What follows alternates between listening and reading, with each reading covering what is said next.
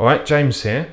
Now, yes, my office is red, and I'm okay with that, but what I'm not okay with is this massive waste of space that is in this corner because of these shelves. Now, this has been a problem since day one, and I'm far too stubborn to take the shelves down because then there's going to be holes in the wall, and I've just decorated and I can't be bothered with filling the holes. So the shelves are staying, I'm afraid, and I've been scratching my head for a long while to try and think what I can put in this space so that it's not such a waste, because you can't put anything too tall because of the shelves.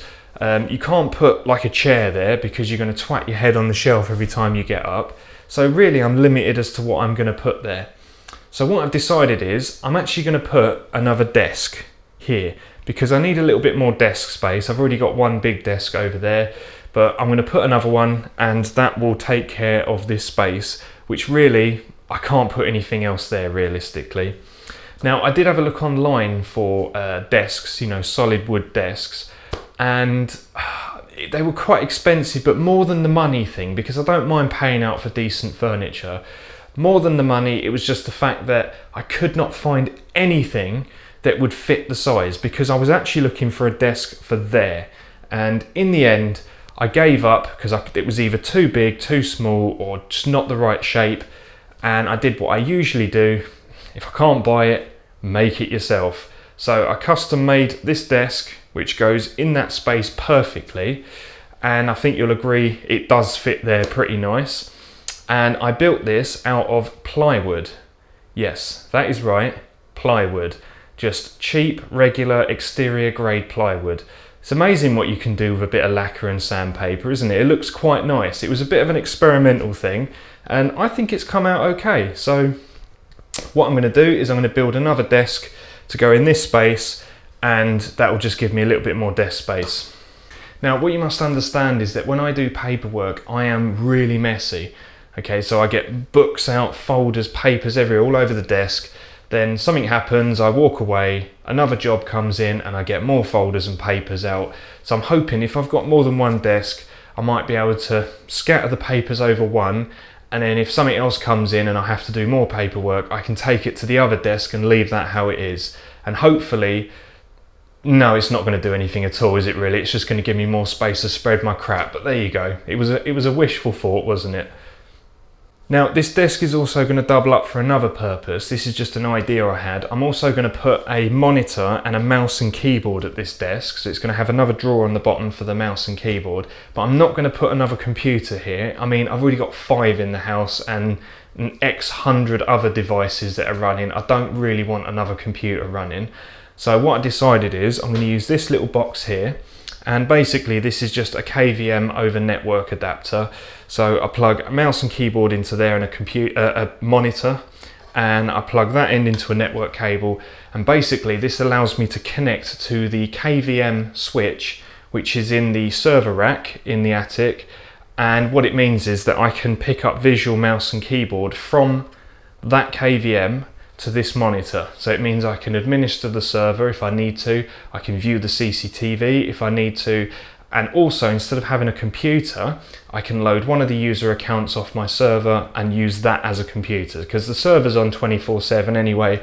I might as well just take advantage of it this way. So that's what I'm going to do. Okay, so like most projects, you have to first start with a design. So what we're going to do is we're going to take a few measurements and see what size this desk needs to be to fit into this space, and then we can start making a design. Now, looking at the space I've got here, my first thought is that I'm going to make the desk the same length as these shelves, so it all kind of ties in together, and that will look quite nice in that space. So I'll just measure from the wall to there, and that is 1200 millimeters. So that's what I need to make my desk, 1200 millimeters long. Now, in terms of depth, how it sticks out from the wall, I want to try and keep it in line with the end of that desk. So that one sticks out of the wall by, I believe it's 470. I'm going to double check that. Yeah, it is 470, my memory serves me correctly. So what I'm planning to do here is kind of make it all look a bit symmetrical psychologically. When you walk in the room, it all kind of comes around in an L shape, and the desk here sticks out the exact same amount as the end of that desk, and it all stays in a line. So far we've got 1200 long, 470. Obviously I'm going to do it the same height just to keep everything symmetrical. Now looking down here, you'll notice that I've got these nice big decorative baseboards, and I really quite like these, so I've left them in. The only problem is they do stick out quite far from the wall. Now that's a consideration that we need to make, you see, because I want this desk to go flat to the wall here and flat to the wall here. Now that's going to be a problem because our sides, or the cheek plates, are going to foul with that baseboard if we try and put it against the wall. Now the one this side isn't too much of a problem. I can scribe that corner and cut it out the bottom to kind of match it into the skirting. This side, however, is going to be a big problem because this cheek plate is going to go down to here and hit on that baseboard. So already I can see that we need to make considerations in the design for that. So I'm actually going to inset the side panels in by 50 millimeters. And these actually only stick out about 35 millimeters, but then that'll give me a little bit of clearance, as I also want to run some cables along this baseboard here for the telephone and network, so I can run that behind that cheek plate and keep it all nice and neat, and that will accommodate for that. So 50 millimeters is our inset for the side plates. Also need to buy a new chair as well, because my cats have very kindly reupholstered this one for me. And I think you'll agree, they've done a really nice job, haven't they? Okay, so now we've actually measured the space that the desk is going to go into, and we've made considerations for things we need to do to make it fit in that space. Now we actually need to start making a design. Now usually what I'll start off with is a James CAD, which basically consists of me grabbing a pad and a pencil and just kind of making a few doodles on a pad, just so I get a rough idea of what it is I'm actually trying to build. Once I've done that, then I'll go and do a full-on design in the CAD software. Now, to make this fair for some of the guys that might be following along on this video, if you're using the advice from this video, it wouldn't be fair if I started to use AutoCAD for this. I actually have a copy of AutoCAD. Now, I'll be honest with you, if you have to ask how much it costs, you probably can't afford it. It really is a phenomenally expensive piece of software. I have to have it because I use it a lot for work, and also some of my clients require me to actually send them designs in the AutoCAD format. So obviously for me it's an essential. I'm not suggesting for 1 second that you go out and drop thousands of pounds to buy a piece of software just so you can design a few basic projects and build some stuff at home. So what I'm going to do is I'm going to use a free alternative called SketchUp, and it's made by Google. You probably already know about it. And I'm going to use that because that is something that not only is it really powerful and properly versatile, but also it's free if you use it for home use. Okay, if it's for your own private use, it's absolutely free. Okay, so that's perfectly fine, you can use that. So that's what I'm going to use. So first of all, let's make a doodle and then we'll get on the CAD and start designing it. Right, okay, so what the fuck? Oh. Right, before I was rudely interrupted by whatever bollocks just happened there. Anyway, right, okay, so the idea I had in my head was quite simple. I don't want anything too fancy and arty-farty, I just want a simple, normal, nice looking desk. So this is kind of what I had in mind. So we've got a desktop here, and I'm thinking going rounded corners because this desk here has actually got rounded corners. So obviously that's going to be 18mm ply, like so. Okay, so that's the desktop. Then we're going to have two cheek plates that are going to be both set in a little bit from the edge and also set in from the front as well. And they're also going to be 18mm ply. There's going to be one on that side as well, like so.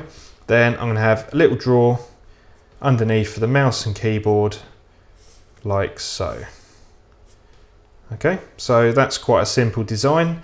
And also as well, I'm going to put a little hole there with a little cable tidy for the cables to come through, like that one. So that's it pretty much. And obviously as well, just for strength, I am also going to put a big back brace right across the back. Now that's not going to come down the whole depth of the desk, but it is going to come down a fair way because I don't want to actually fix this to the wall. I want it to be freestanding, so I want it to be nice and sturdy, and I'm willing to compromise a little bit on that, so I'm going to make the back brace nice and wide. So that's it, that's our design. Nice and simple, just how I like it. Okay, so now we've got our dodgy doodle. I can stick that up there, and then I've got something to look at to reference as I'm doing my design. So let's fire up the software. Bits of pen everywhere. Oh, look, another bit.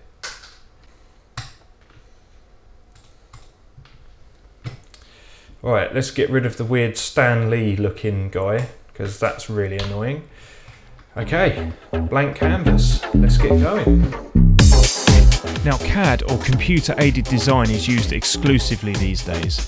Gone are the days where technical drawings were done on grid paper. CAD has its advantages over technical drawings. It makes everything to scale, as well as giving you a 3D representation of the item that you're designing. Another great advantage is if a minor change has to happen after the design has been created, it's very easy to just come back after the fact and make any adjustments. You can imagine a designer spending hours on a drawing just to find out something has to change and he has to start all over again. Okay, so that's the design now finished, and as you can see, I've now got a 3D representation of what it is I'm actually trying to build. Now what I'll now do is I'll put some dimensions on that and I'll print it out and keep it as a reference copy. So as we're going along with the building process, if I need to refer back to it for measurements, I can. And as well as the CAD, I'll also print out a cutting diagram, which basically consists of a 2D diagram of every section of this design with just some dimensions on it.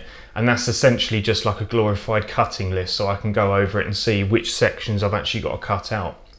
Okay, now all the pieces are going to be cut from one sheet of ply, and the plywood comes in 8x4s, which means 4 foot wide, 8 foot tall.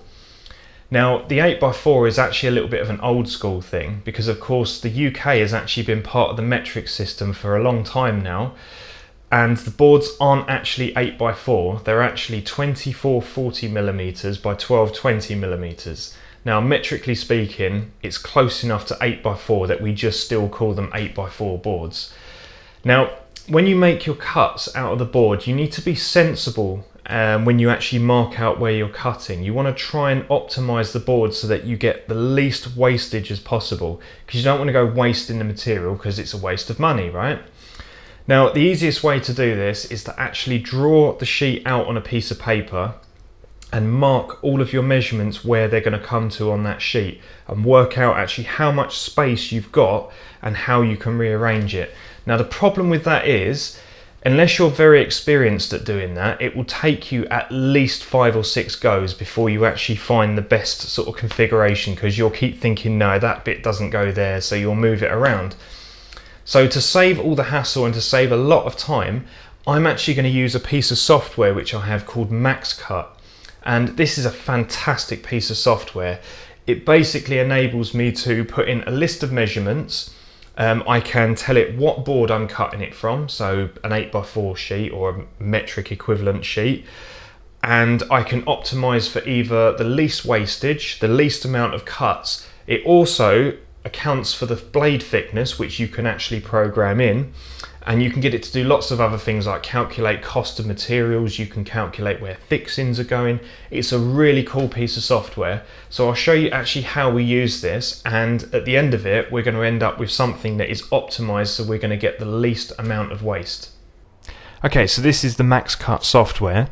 Now this first section here is for the job details. Now this isn't actually for a job or a client, this is actually a personal project, so I won't bother filling any of this section out.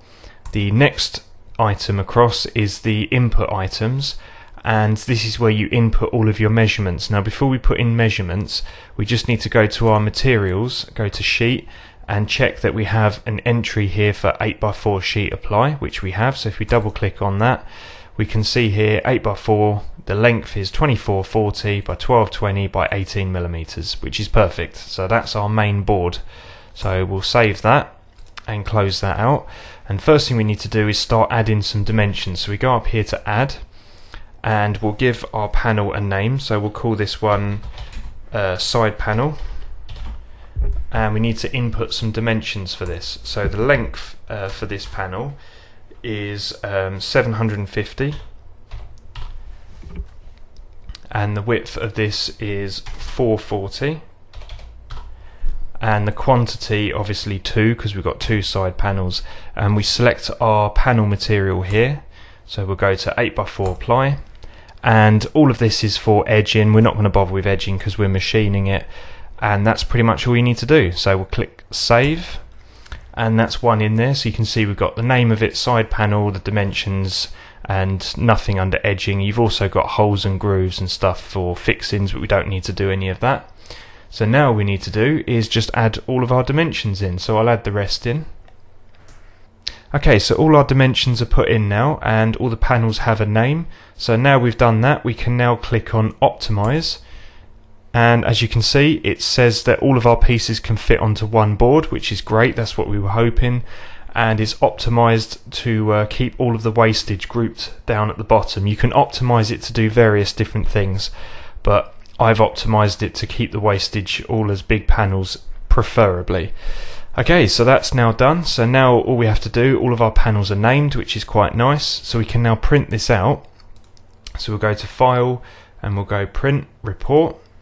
And there's loads of different things you can print off here, everything from cutting lists to job layouts, everything. But what we want is just the current layout. So we'll just click that and click print, and that will print out that layout. Okay, so here we've got a printout copy of the 3D design, and I've put some dimensions on here. As well as that, we've also got a illustrated cut diagram which shows us all of the individual pieces laid out, and this is the actual cut plan itself. And we've also got a cutting list on here. We've got all the information about the current job and the layout. The grain direction follows this way, indicated by the arrow, and this is the actual cutout board itself.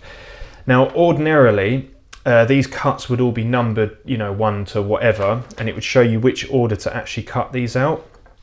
Now I've actually disabled that feature and told it not to do that, because I've become so used to not using it and working it out myself, simply because sometimes I have odd shapes and slightly awkward cuts, and I can't really do those on my saw, so I have to actually reorder it and work it out myself.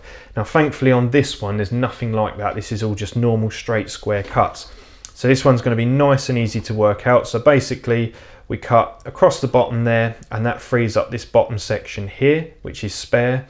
We can then cut across the middle here, down and down.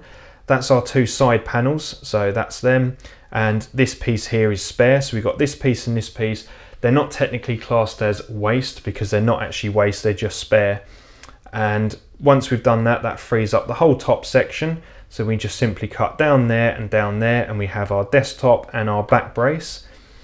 And once we've done that, then I just simply cut across there. These pieces I can just run off on the saw, that's not a problem. So once we cut across there, we have our keyboard and mouse drawer.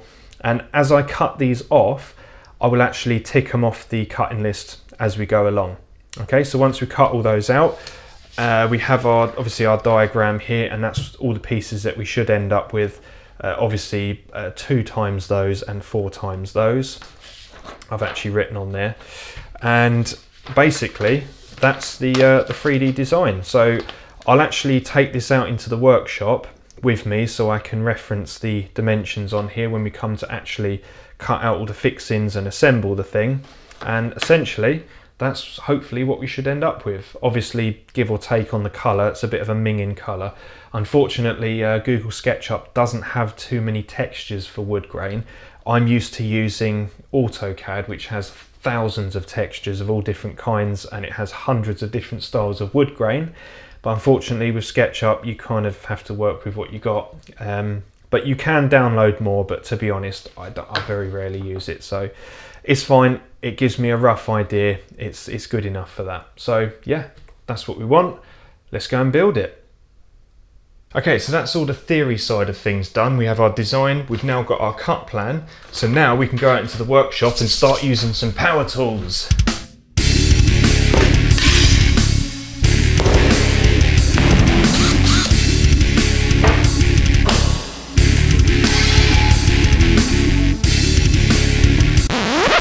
whoa, hold up. Before we get too excited. Okay, now I think it would be very irresponsible of me to carry on without first having a quick chat about power tool safety. Now, the thing is with power tools is that they're a willing servant, but they're a cruel master, and they will very quickly and effortlessly remove parts of your body if you're not careful with them. So if you are going to be using power tools, because the thing is, I do encourage people to take on projects like this, you know, learn how to use these tools properly and go and build something, because at the end of the day, let's face it, tradesmen are expensive in this day and age, and the more things you can do yourself, the better off you are. And also it's a sense of achievement, you know, you can sort of stand back and go, yeah, I did that, that's cool, I've learnt something now. So what I'm saying is, you know, don't be afraid of power tools, but just respect them, because at the end of the day, they're not your friend and they wouldn't think twice about taking a finger off. So just bear that in mind. So the point I'm trying to put across here is, before you use any power tool, before you even pick the tool up, make sure you know exactly what you're doing, make sure you understand exactly how the tool works and how to use it properly. And if you don't, then get somebody that does know to show you how to use that tool safely. Don't just assume and pick it up and start using it, because the thing is, certain tools like, you know, cordless drills and impact drivers, you know, they're fairly safe tools to start with. Let's face it, anyone with a bit of common sense can use something like that. And things like this chop saw, you know, you have to make sure that you have got your head screwed on when you're using this. I mean, look at that. If you even slip your concentration for 1 second while you've got your hands near that, that will turn your fingers into a plate of chipolatas.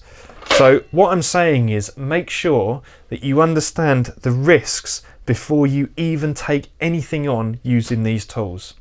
Now, one more quick point I want to put across is that not every power tool is the same. So while it's pretty self-explanatory what this is, I mean, let's face it, it's a drill, it goes round and round, you know how to use that. And chop saw, again, pretty self-explanatory, you have to be careful, but you can sort of, you know, if you've got common sense, you can use these tools. This one, however, is a bit more specialist. This requires a little bit more expertise, and this is the one tool that I so commonly see people use wrong, and I'm just left gobsmacked wondering how they didn't lose their fingers. This is the sort of tool that, as a complete novice, you do not want to pick up and just trial and error and see how it works, because you will learn the hard way very quickly that that is not how it works. And yeah, this is the sort of tool you need the right advice before you start using it. Okay, so just be warned about that. Now, the thing is, I'm only saying all of this because over the years of working on site, I've seen some pretty hideous accidents. I've seen people chop their fingers off. I've seen people cut themselves open. This is just an example of how things can go tits up very quickly if you're using tools incorrectly. So that's the only reason why I'm saying all of this.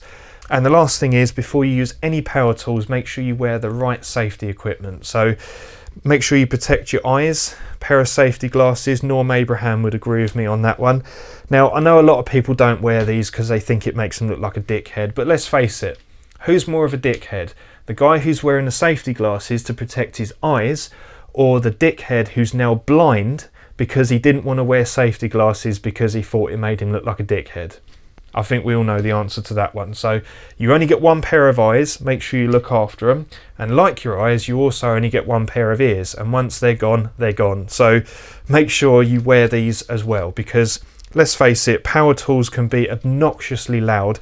And some of the biggest culprits are things like this, the impact driver. Let's face it, they are bloody noisy, and chop saws aren't too quiet either. So make sure you protect your ears, because otherwise what will happen is you'll end up talking like a 95-year-old war vet before you're even 40. You will go deaf, and then that's no fun, let's face it. So make sure you protect your ears, protect your eyes, and if you need to wear anything else, some tools that emit sparks and stuff require you to wear a vest or face shield or gloves, whatever.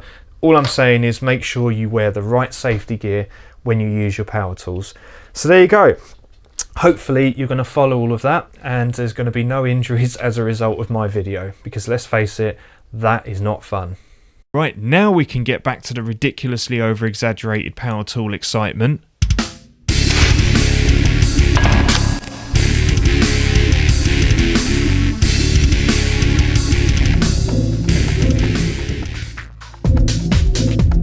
when it comes to cutting the board, there are a few options. You could cut it with a handsaw, but the problem with this is it often leaves a nasty edge. So you'll have to cut it oversized, then either plane it off or machine it with a router. You could also use a circular saw, often referred to as a skill saw. Ideally, you would set up a fence to run the saw along so that you get a nice straight cut. And this is a really nice, easy and quick way to cut the board down, but sometimes this can also lead to edges as rough as a badger's arse. So by far the best way to cut the board down is to use a table saw. Not only is it the most accurate way to cut the board, but also it leaves a really nice square flat edge. You do need to make sure you use the right blade for the job, so it's always a good idea to have a few different blades to hand. Now if you don't have a table saw, some DIY and trade stores offer a free cutting service. The local one in my area will do up to 15 cuts for free, and after that it's only 25p a cut, which I think is really reasonable. So the method I'm going to use is the table saw.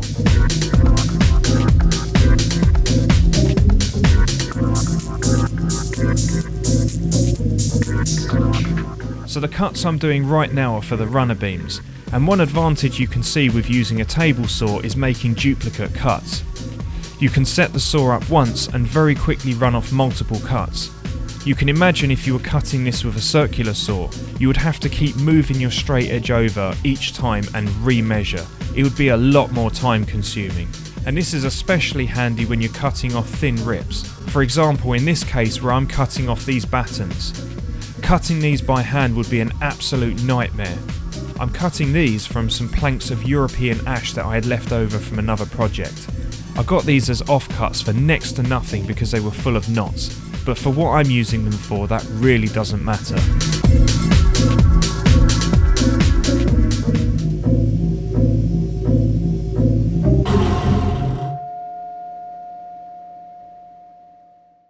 Okay, so that's those 4 run off. Now the reason why I did 4 is because I'm actually going to join 2 of them together like this. I'm going to have 2 on each side.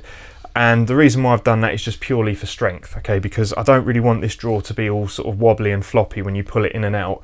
And also when you lean on it as well to use the mouse and keyboard, I don't want it to sort of bend.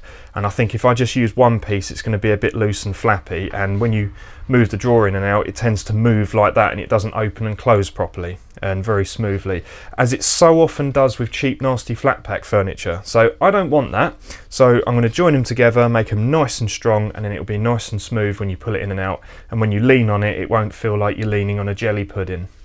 Result.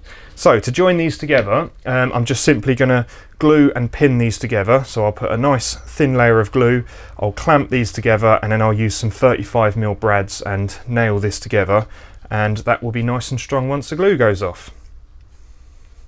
Okay, so now it's time to actually fix these 2 together. Now, as I said to you before, I'm going to put a thin layer of glue onto here. I'm going to clamp these 2 together. I'm going to put some pins through.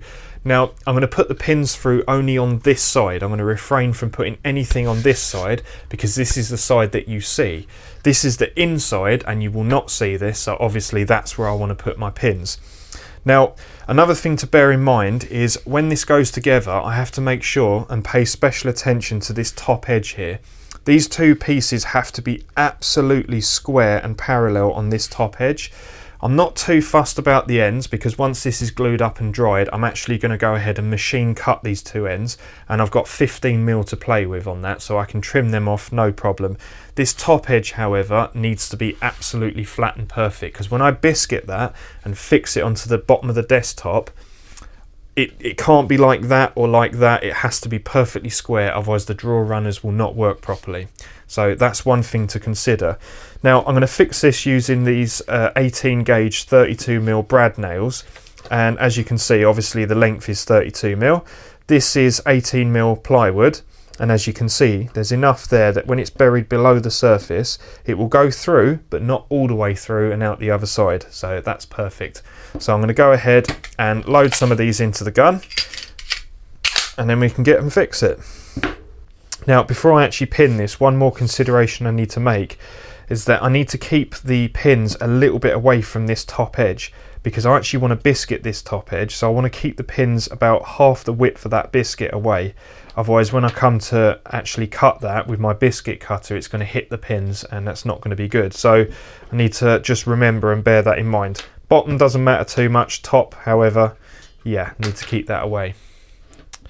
Okay, so we'll just apply some glue on there. I only want a thin layer. I've actually got this nice handy little glue dispenser, which has got a little brush in there.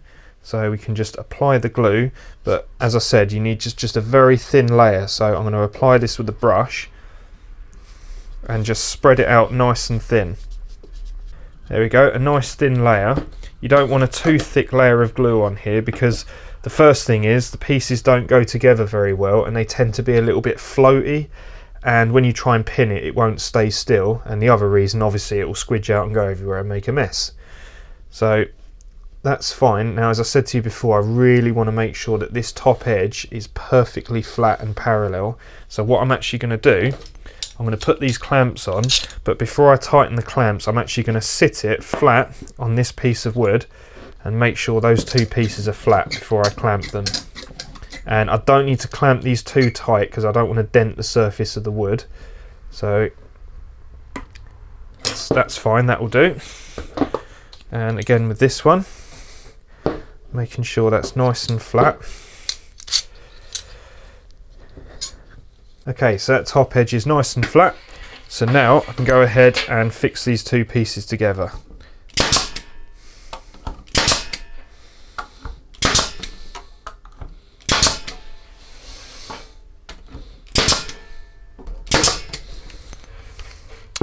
Okay, so that's done. Okay, them top edges are nice and square still. So I'm going to leave that clamped up and I'll let the glue go off.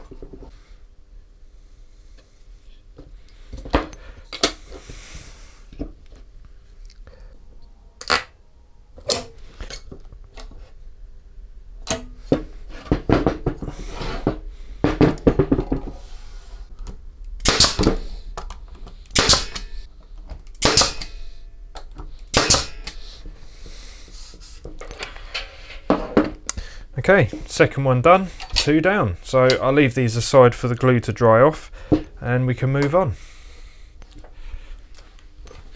Psst. And I'm actually just going to use the chop saw to cut these ends off. So I've made a mark where I need to make my cuts and I'm going to slice them off so they're nice and square. So remember, safety glasses. Oh, these are going to be so cold. They've been sitting here for ages. Oh, that's not nice.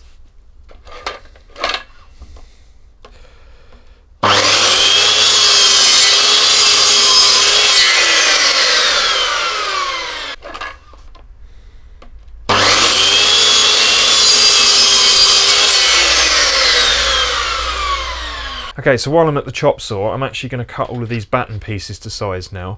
Now these are the pieces that are going to get glued and screwed into all the corners of the desk, and this is going to strengthen the whole thing up. Now I'm going to be very choosy with my cuts here because I want to try and cut as many of these knots out as possible. Don't get me wrong, knots in wood are very nice and they give the wood character, but not for structural pieces. I want to try and cut those out. So kind of like a butcher, you know, you only want the choice meat, you don't want any fat or gristle, so you cut those bits out. I guess, meat analogy. Anyway, so let's get these cut.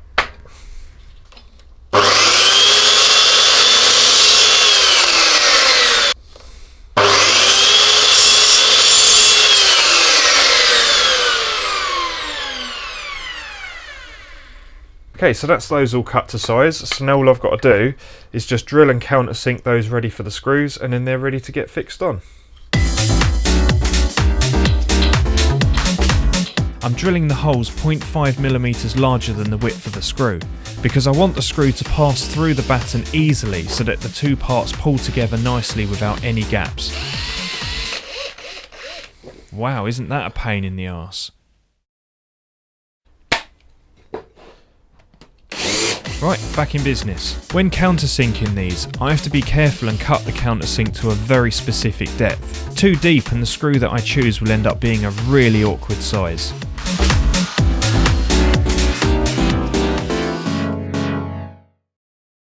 Okay, so that's all the pieces now cut to size as per the cut plan that I printed out earlier. So I'm ready to move on to the next step. Now, there's actually a few more things I need to do before I'm ready for final assembly. One of those is to actually machine all of the edges, because at the moment these have just got the normal kind of flat raw edges and they don't look very nice, nor do they feel very nice. They're quite rough and horrid. So I would actually like the half round finish that's on the other desk that's already up there. So I'm going to actually machine the half round onto all the edges that you see and sand those off so that they're nice and smooth, because let's face it, if you're going to be leaning your wrists on the edge of the desk, you don't really want to be leaning it on that, because that's pretty nasty. So that's the first thing I need to do. Then once I've done that, I need to cut any fixing holes and slots. So for example, slots for biscuits and any holes for any screws or fixings that have got to go in. Then I'm going to do one final dry fit together just to make sure everything fits okay, and if I've got to make any adjustments then I can do that at that point.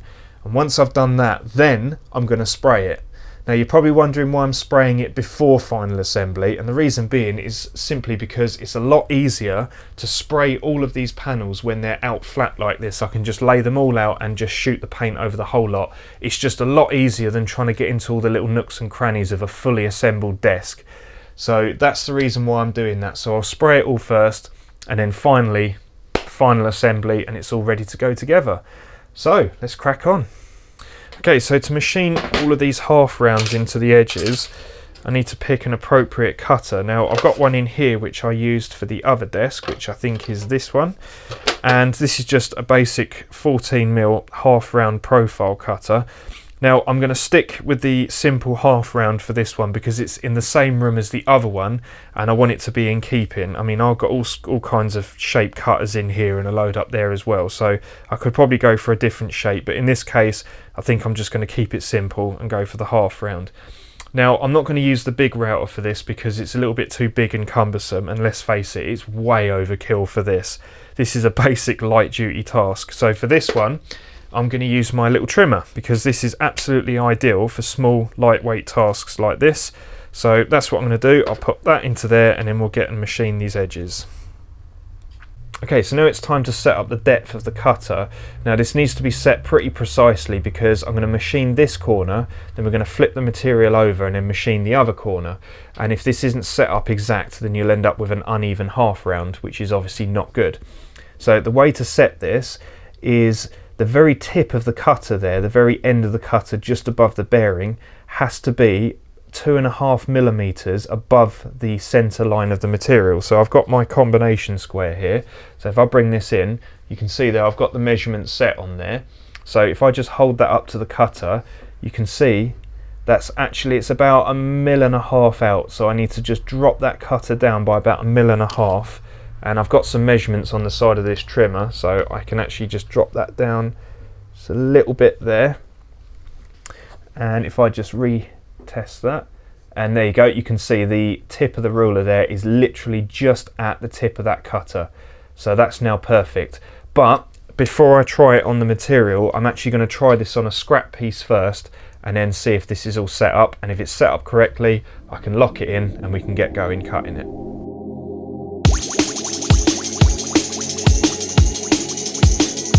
It's always a good idea once you've set up the cutter to try it on a scrap piece before using it on your project. Then you can see if the cut is correct and then make any adjustments if necessary.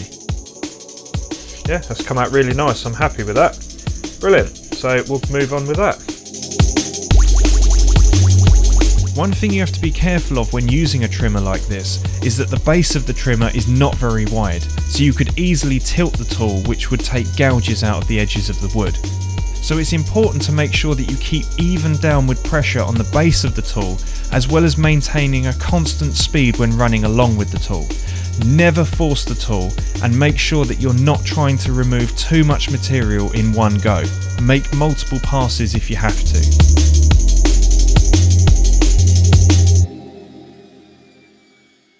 Okay, so now all the exposed edges have been machined. They just need a quick final rub down before they're finished, but I need to rub everything down before I spray it anyway, so I'll do that all in one go at the end. So I'm at the point now where I'm ready to start marking out and cutting all of the fixings, so slots for biscuits, screws and all that kind of stuff. So that's the next step. I'm going to mark them all out, and then we can actually then do a dry fit. Then once we've confirmed that it all fits together and there's no alterations needed, I can go ahead and start spraying. Okay, so this is the actual desktop, and this has been cut symmetrically, so you could use this either way round. And I've actually had a good look at both sides, and I've decided that this one's actually got the nicer grain. So this is the side I'm going to use for the desktop, so all the marks and cuts are on the other side. Okay, so the two side panels, or the legs so to speak, are going to be set in from the edge 50mm, and they're going to be 30mm shy from the front. So that's where I'm going to strike my line. Now this is to denote where I'm actually going to cut the biscuit slots. Now I'm using a special biscuit cutter that compensates for the thickness of the material, but if I was using a router to cut these grooves, then I would need to measure 59mm, so that would allow for half the thickness of the material, which is 18mm, so you'd measure in 59. But because I'm using a biscuit cutter, it already compensates for that, so I can just measure in 50. So what I'll do is I'll measure in 50mm here, and what I can actually do, because this back edge here has been machine cut and it's perfectly flat and square, I can actually just use my combination square and this steel rule, and I can line that up, and I can actually just strike a line all the way across. But I don't really want to go all the way across because, as I say, I'm going about 30mm shy of the end, and I'm not going to have any biscuits anywhere near the end, so I will literally just go to about there. That'll be fine. So that's the line where the outside of our panel is going to go. So whatever we do has got to be on the inside of this line. So what I'll do now is just mark 30mm from the front, and that will just let me know that that's where the end of the side panel is going to be. So I'm not going to put any biscuits, probably 50mm from the edge anyway, so that'll be fine. So I'll just do this on the other side, and I'm going to use the same technique on this side as well. I'm just going to mark it, and I'll use the square and the steel rule to score a line across.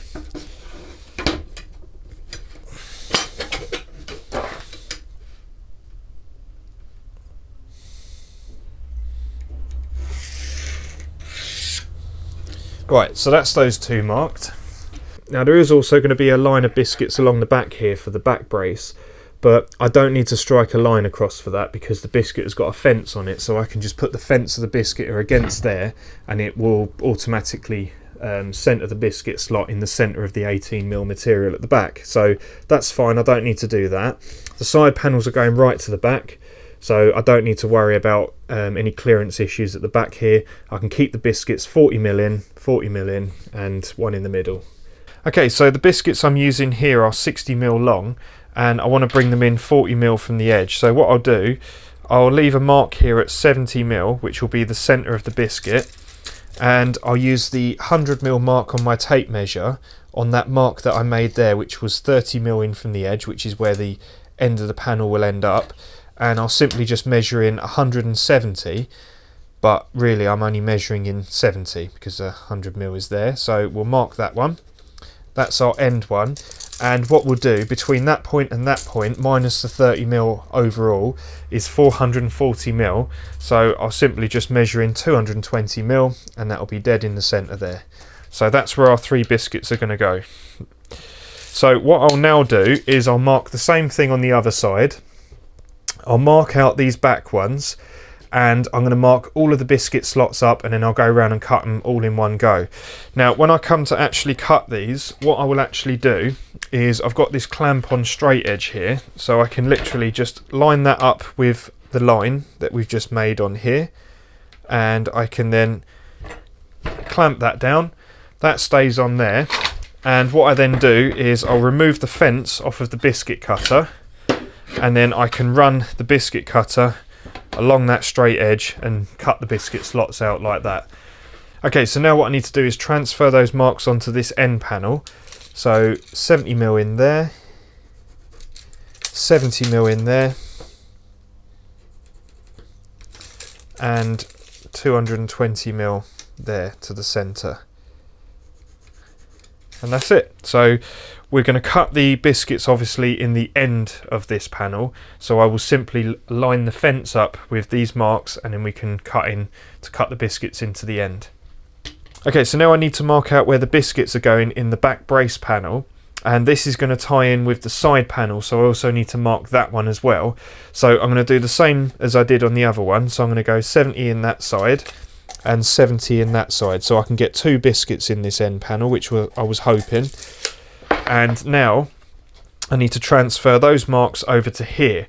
So the back brace panel is 290 millimeters wide, so I need to come down 290 millimeters here and leave a mark, and then I will just square that line in.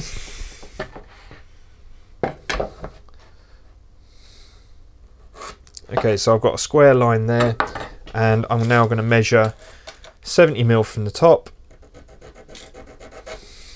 and I'll put that mark, that line that I just made, on the 100 mil mark, and I'll measure 70 mil up. Brilliant. So that's where the biscuits are going to tie it in from the side panel to the back brace. So now I've done that, I now need to measure out where the biscuits are going along the back here from the back brace, and to do that I'll simply just measure all the way across and then divide that measurement by 5. That's how many biscuits I want to get in the back there. That's simple, and then I need to do all of this the same on the other side, and once it's all marked out I can go ahead and start cutting the biscuits. At this point I'm cutting all the slots for the biscuits using a biscuit cutter. You can also use a router and a special cutter to do this, but I prefer to use the biscuit cutter. This cutter is fully adjustable. At the moment I have it set up to cut a number 20 biscuit. A biscuit cutter is basically like a mini circular saw with a blade that you plunge into the material, which cuts a slot the right shape and size to fit 1/2 of the biscuit. You may notice that I'm starting the cut just before the line and pushing the cutter forward just past the line. This slightly elongates the slot and will give me a little bit more leeway later for minor adjustment. Okay, so that's all the fixing points now cut. So now we're just going to do a dry fit. Now a dry fit is where you just kind of slot it together without actually gluing or screwing it. And the reason for that is it's just to make sure that it all fits together nicely, all the biscuits line up and everything's okay, because if we need to make any minor adjustments, this is the point to do it. So we're just going to make sure everything's all good, then we can move on. So to put this together we're going to need a whole lot of biscuits. Let's get on.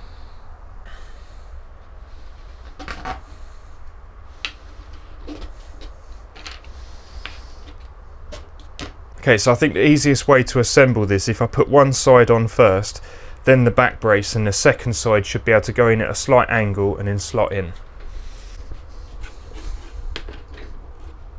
Right, like that. Okay, so we'll put the biscuits into the back brace. And I've intentionally cut this in a way that the board mark goes on the back of the desk so you don't see it. And then we'll basically slot that in like so. Make sure they all line up, and this is the point where you need your rubber mallet.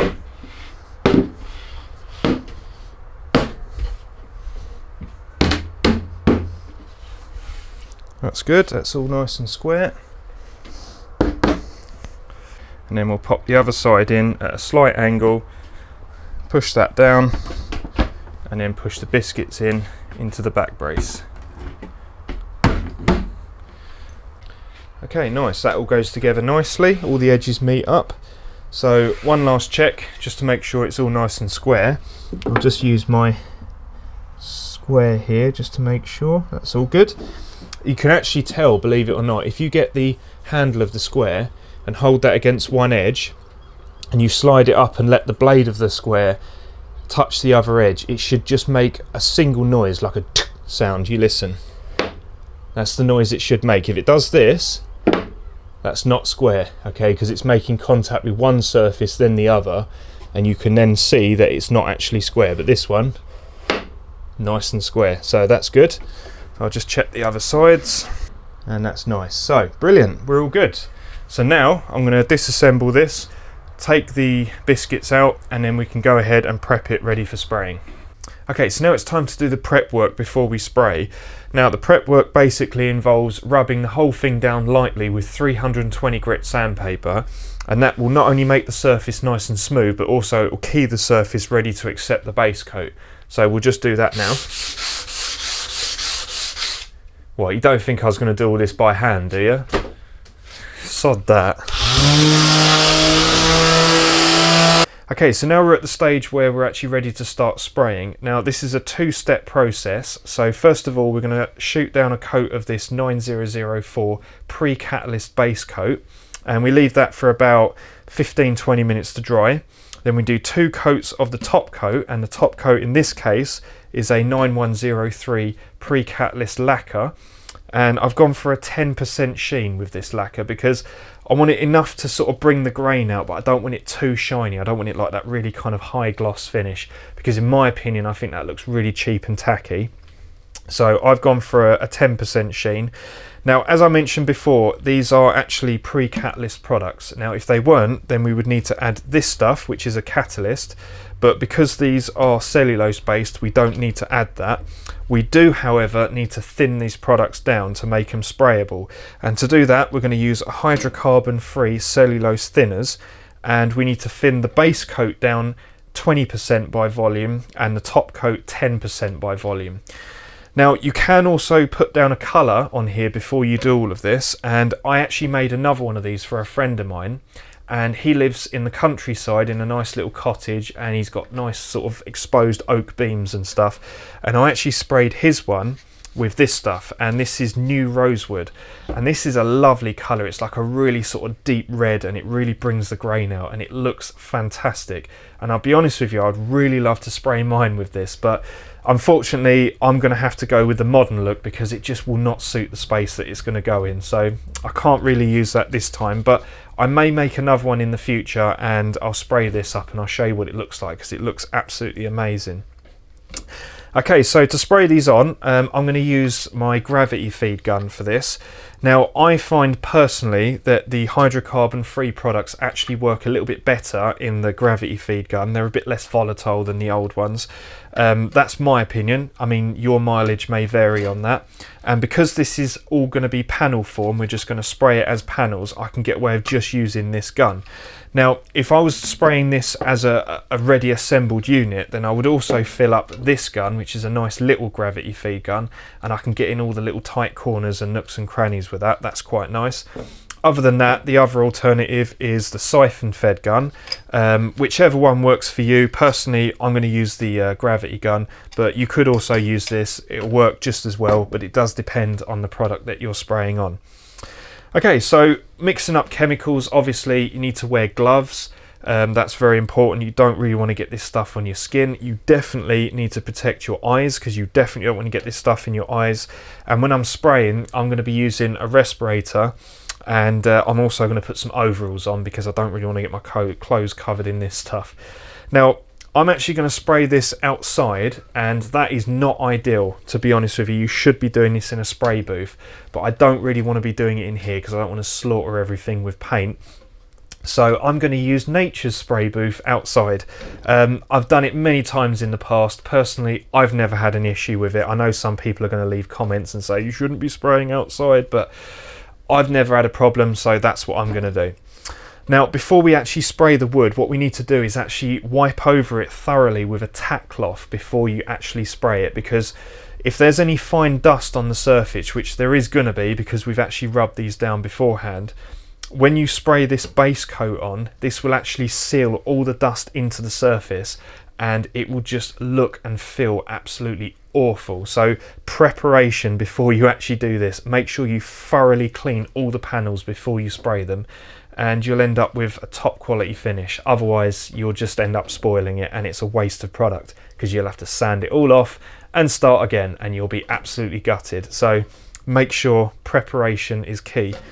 So there you go. So let's start cleaning these panels down, and then we can start mixing this up and we'll get these sprayed up. So we're going to rub all this down now with a tack cloth, and a tack cloth is basically just a cloth, and it's really sticky, and the dust just sticks to it as you wipe over it. Now, earlier on, since I sanded this, I actually blew this off with the airline and got all the dust off the surface, and you'd think it looks pretty clean. If you run your hands over it, it doesn't feel like it's got that much dust on the surface, but the tack cloth tells a very different story. If you actually rub over this, you can see actually how much dust is still on the surface.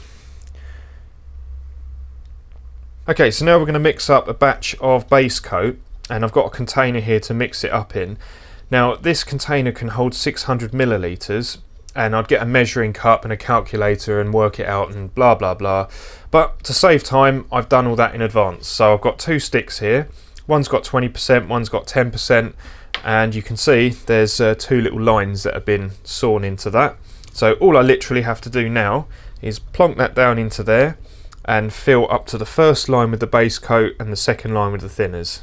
Simple as that. So that saves a lot of time, doesn't it? So we'll pour in the base coat first. We'll pour this in carefully because I don't know if you've ever spilt this stuff before, but it does make a right old mess. Okay, brilliant. So that's up to the first line. Excellent. So I'll now put the thinners in. I've got a few more of these sticks as well that have got multiple lines on for the products that you need to add a catalyst or a hardener, but for this one, this is a pre-catalyst product, so it's got the hardener and the catalyst already in. So all we have to do is literally thin it down and we're ready to go. That's it.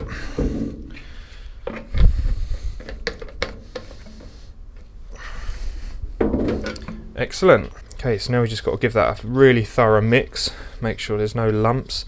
We're going to run it for a filter anyway before we put it in the gun, but it's always good to try and mix it up as thoroughly as possible.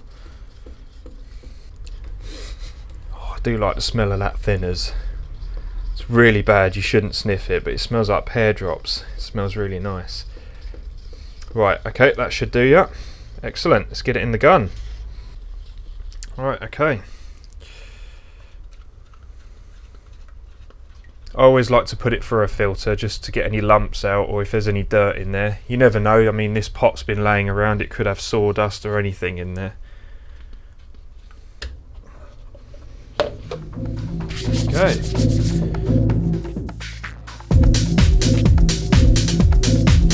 Even though I'm spraying outside, I'm still wearing safety equipment. You can actually see the mist of excess spray in the air even outside.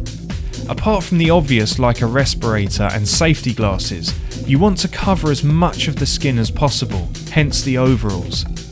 Besides cellulose, this spray also contains chemicals like methanol, isobutyl acetate and methoxypropanol. All of these chemicals can be easily absorbed by the skin and are extremely toxic to your blood and respiratory system. You should always consult the material data sheet before using any spray products. It's quite a warm day today, so the base coat should dry fairly quickly. So once the base coat is on, it's time to mix up the top coat. This is done in the same way, except it's only thinned down by 10% and then filtered into the gun. Also, I rub the parts down between coats with 320 grit silicon carbide paper.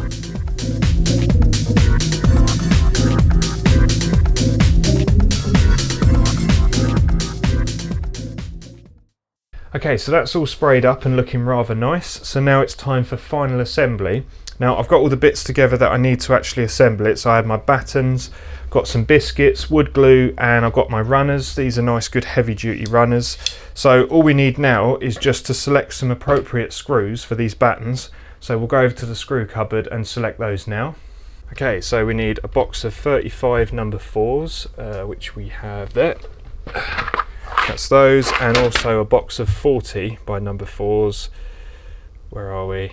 There. There we go. Sorted. Okay, that's those sorted. So let's crack on and get this thing assembled.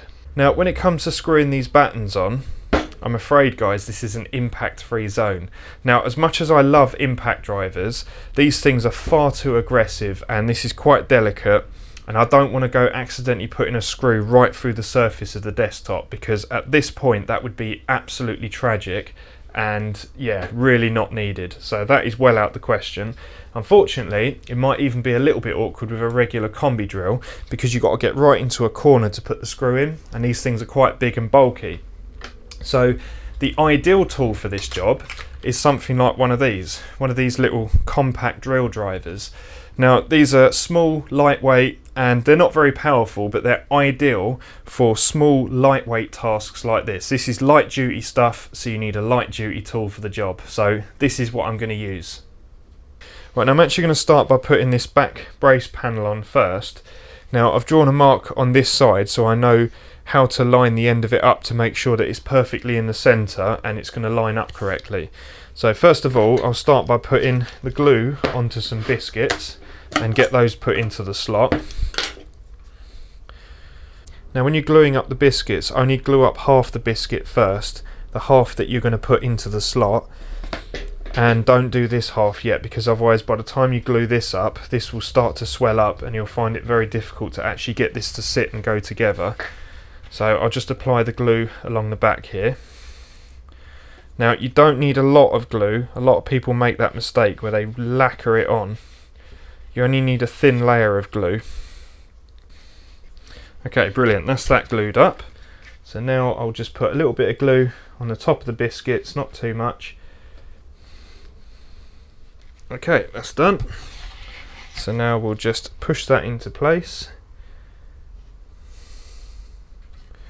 And I'm lining it up with the mark that I made at this end.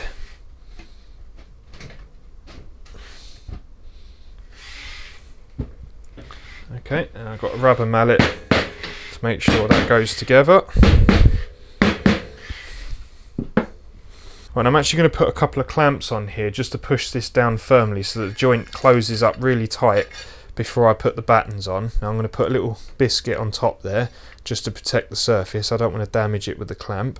And I'm not going to do this up like mega tight, it just needs to be nipped up a little bit just so that it basically crushes the two edges together. And you can see a little bit more glue squidged out then, so it's definitely going together. And that's nice and tight.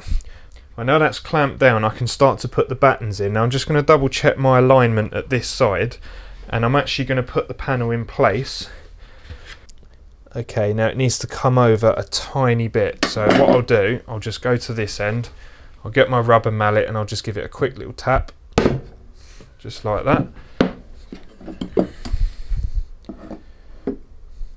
Okay, that is now perfect. Brilliant, so now I can fix the back on, and now the two sides are going to be spot on perfect as soon as they're put in place.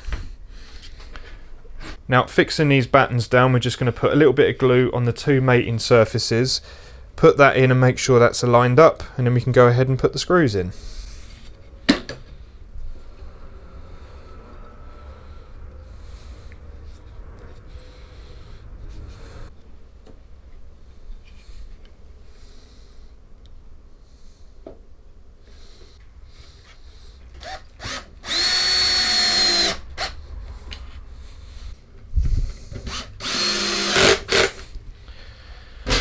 There we go, so we can take the clamps off now. Oh, squeaky clamps, need a bit of oil on those. And you'll be amazed at how strong this is now, and that's before the glue's even gone off. Now speaking of glue, this is the time now where you need to clean out any excess glue that's squeezed out through the joint before it goes hard. So what I prefer to do is just get an old blunt chisel and you just run along like that and scrape off any excess glue, and then have a paper towel ready and then just wipe it onto the paper towel. That's it. So you just run all the way along like that. That's it, sorted, nice and clean. And putting the side panels on is very much the same process. We just glue up some biscuits, slot it into place and glue and screw the battens on.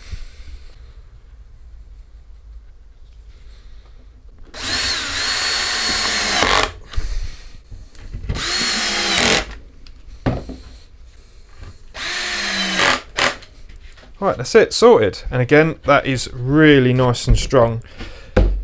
Excellent, so that's one side done. So the other side is exactly the same, so I'll get that done and then we can move on. Okay, so that's both the sides on now, so that's the main part of the desk now assembled. So now what we need to do is actually mount the drawer on for the mouse and keyboard. Now we need to work out the spacing for the drawer runner beams. Now according to the CAD drawing, these should be 109mm from each side, but I just want to have a quick remeasure up and work this out and just make sure that is still the case. So I've got my carpenter's notepad here and we're just going to work this one out. Now these two runner beams are made of 2 pieces of 18mm ply sandwiched together. So technically these should be 36mm, but they're actually not. They're actually a mil under spec. These are actually 35mm. Now I knew this before I did the CAD drawing, so I took this into account in the CAD. So these two together are actually 70mm. So that's 70mm. The two draw runners back to back measure in at 25mm. So those two together is 95mm. Then we have the draw itself, the draw shelf. Now I made this a mil oversized, so this should be 750mm, but it's actually 751, and I did that because in case I need to plane any off of one side, but I don't need to now. So we take 751, add that to our 95mm, and that gives us 846. Okay, so 846. Now the gap between here and here is 1064, so we take 846 away from 1064, and that gives us 218mm. That seems about right. So if we now divide that by 2, half of 200 is 100, half of 18 is 9, so that gives us 109, which is absolutely spot on, exactly what the CAD drawing said. So we need to mount these beams 109mm away from each edge. Sorted.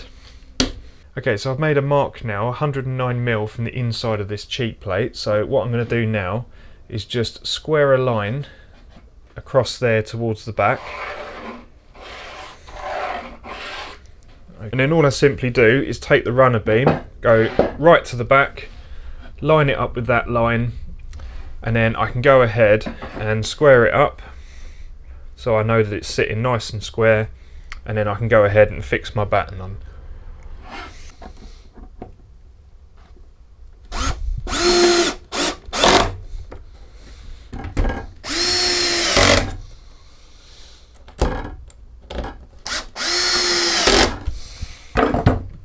Okay, that's that side fixed, nice and sturdy, so I'll do the other side and then we can get the runners screwed on, get the drawer on, and we're all good to go.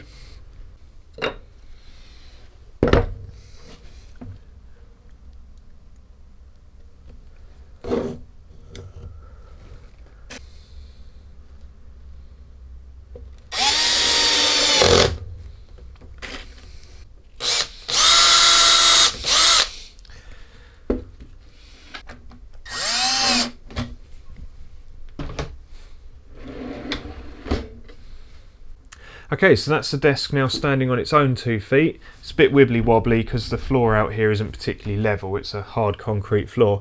But that's it, all done. So before I go and put this in place though, there is one final step that I'd like to do, and that is to add one of these cable grommets to allow the cables for the monitor to pass through the desk.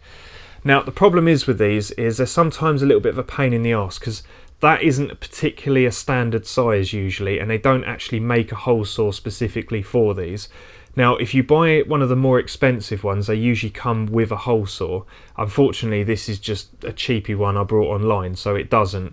But it's not a problem because I actually have an adjustable hole cutter, so that's fine. I can set that to the size of that, bore through, problem solved.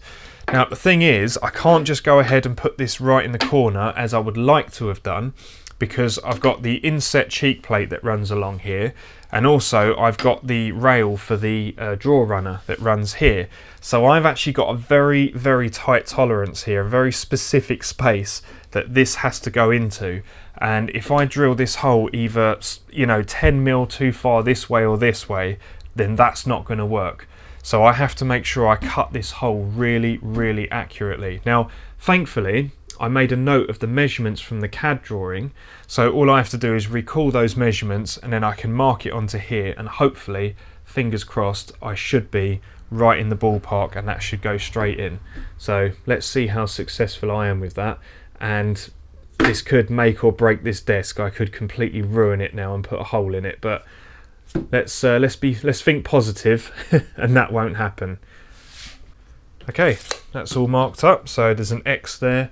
So what we've got to do is drill through with a 6mm pilot bit first, and that makes a pilot hole for the cutter. So here goes.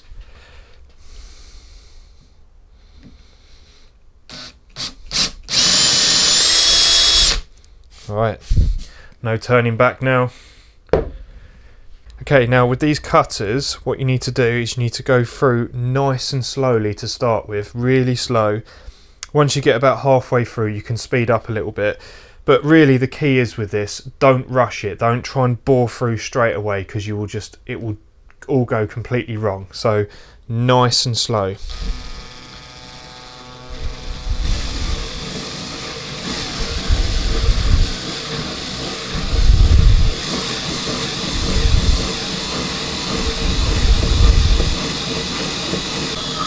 Oh yeah, and also as well, make sure the drill you're using has a clutch on it, because if this thing grabs, it can break your wrist.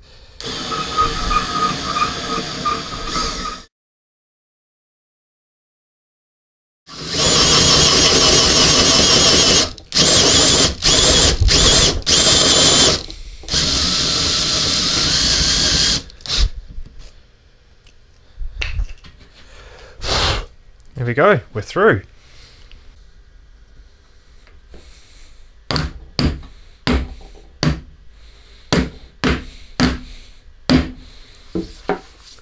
Voila, done. So this is the finished product, and I think you'll agree it looks very decent. There was only one more step to do, which I intentionally left till it was in place, and that was to cut the side panels around the skirting board, which looks nicer than just cutting a square notch out. I did this using my old friend, the profile gauge. Just push it into the skirting board, then transfer that profile to the material. Then just cut it out using either a coping saw or a jigsaw. And after doing that, it fits right back to the wall and looks very neat. Looking across to the existing desk, I can see that they're both the same distance from the wall, and checking the level across them, spot on. Well, sort of. Yeah, obviously they're never going to be absolutely spot on, because there's always going to be some discrepancies in the level of the floor that you just can't help. But I don't think anyone will notice a 10 pence level difference by eye, so all good. So what did this all cost? So the timber was 28 quid, the glue was a fiver, a bag of biscuits was a fiver, and the 2 boxes of screws was also a fiver. The 2 drawer runners were a tenner, the cable grommet was a very cheap 3 quid, and paint and other materials came in at 25 quid. So the total comes to just a shade over 80 quid, which I think is very reasonable.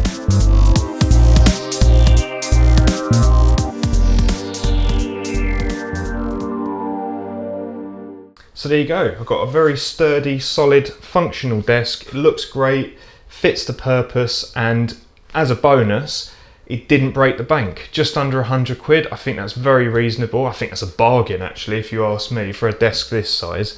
Now, I know people are going to say, yeah, but if you go on Amazon, you can get a desk this size for 50 quid. And that's fine. You know, if you want a desk that's made of recycled cardboard and animal scrotum, then go for it. But if you actually want a desk with a little bit of build quality, then you will be paying more than 100 quid. Okay, and if you think that you can get this cheaper, if you go to a joinery firm and have them make it for you, think again. Phone up any joinery firm in the country right now and ask them to build a desk like this for your size and spec. They will charge you 100 quid before they even build it. Just to design it, they'll charge you triple figures. So I really wouldn't bother with that.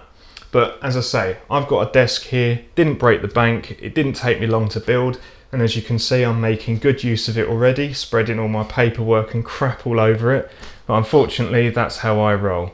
So there you go, I hope you've enjoyed this. I'll put any relevant information in the description, as for material and stuff like that. And also, if you've got any questions, feel free to bung them in the comments section below, and I'll get back to you as soon as I can. So there you go, I hope you enjoyed, thank you for watching, nice one.